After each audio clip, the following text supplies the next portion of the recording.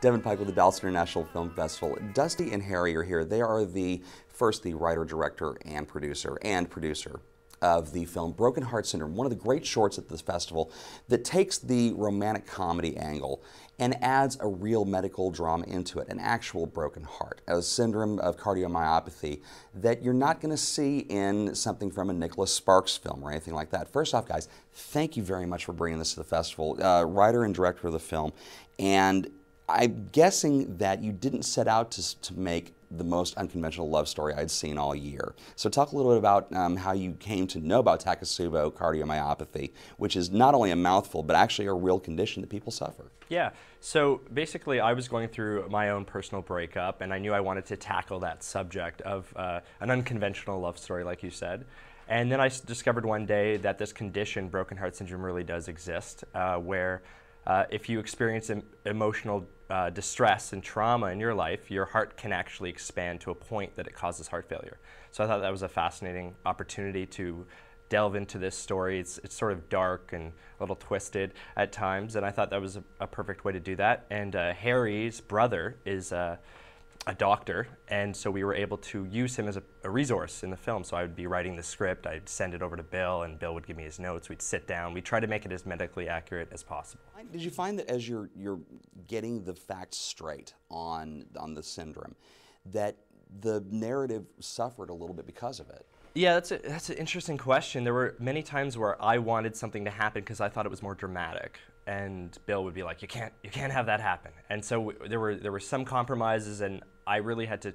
It's hard for a doctor to try to understand what I was really trying to capture in terms of like that drama.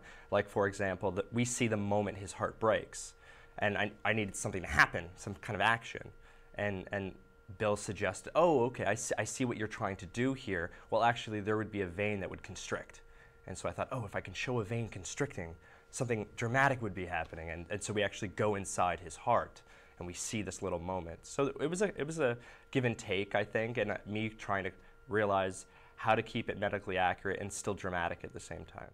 As a producer for the film, as you're looking at the okay, I'm looking at the list, I'm looking, wait a minute, this isn't CSI. I don't want to go through somebody's heart to actually make this work. Thinking about the ways that we could actually make it happen in a way that would look real enough and be creative, and ultimately, I mean, it's a very stylized film, so to have that style and be affordable, given that it's a short film and, you know, we're just doing it on our own with the support of some government grants.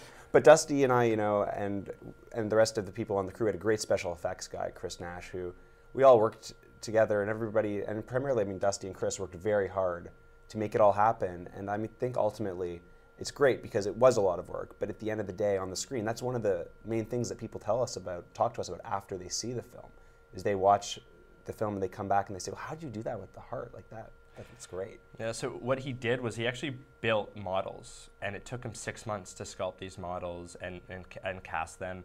And we have one small realistic looking heart, but I wanted this really gigantic heart, and I wanted it to be glowing, and we needed things to be happening. So there were a lot of like mechanical things, and he would sculpt this huge heart, and then the mechanical thing would fail, and he would have to figure out another way to do it.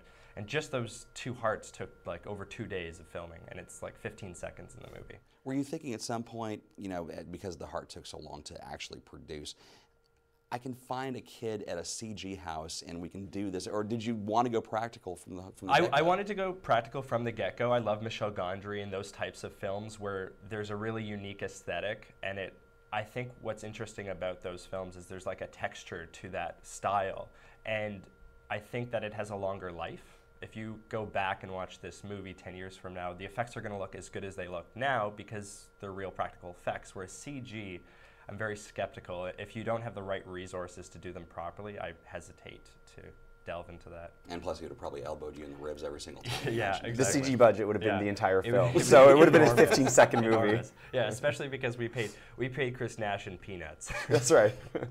Talk a little about your 2 leads, because the story doesn't work obviously if you don't see how emotionally invested they are in each other, or aren't, as the case may be. Yeah, we were really lucky. We worked with some really great casting directors in Toronto, and they helped us get Jim Anon, our lead actor who plays Russ, and Joanna Douglas, who plays his love interest, and she's actually on a Canadian television show called Being Erica, and it was just fantastic to be working with those people, and they had great chemistry, and they were just really, really great actors, because we had, you know, for a short film, there were so many different locations. We had a pretty intense shooting schedule, and they were just like amazing to work with. And so with Jim, it was really great because his background is in Second City, actually.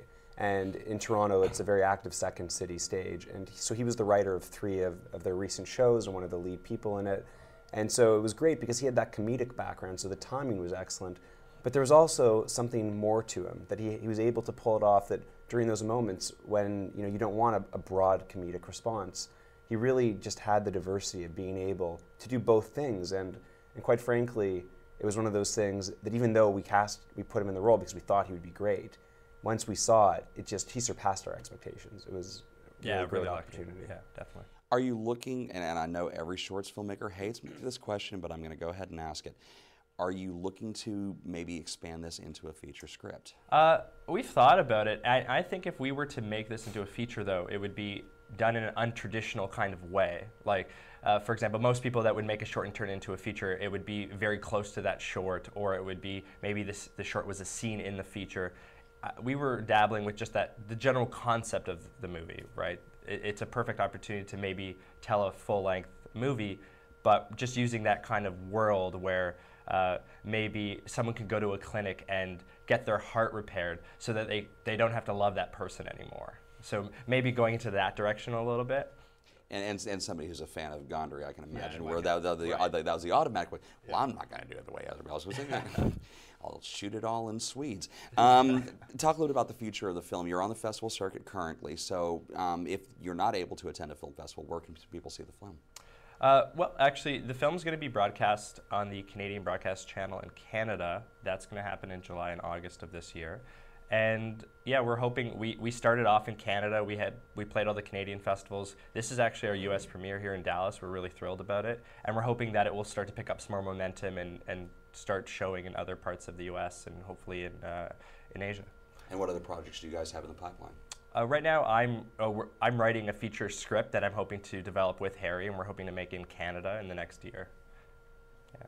Fantastic. Well, again, the shorts programming in Dallas International is amazing. It's a whatever block you go into, the experimental shorts, the narrative shorts, the student shorts, you're never going to see the same thing over and over again, and it's some of the most wildly inventive filmmaking. And thank you for bringing this to Dallas, and thanks for having a US premiere here, man. Yeah, thanks. It was awesome. Absolutely. You can catch some information about Broken Heart Syndrome as well as all the rest of the films at dallasfilm.org. Guys, thank you so much for coming to Dallas. Really appreciate it. Absolutely. Thank you. You bet.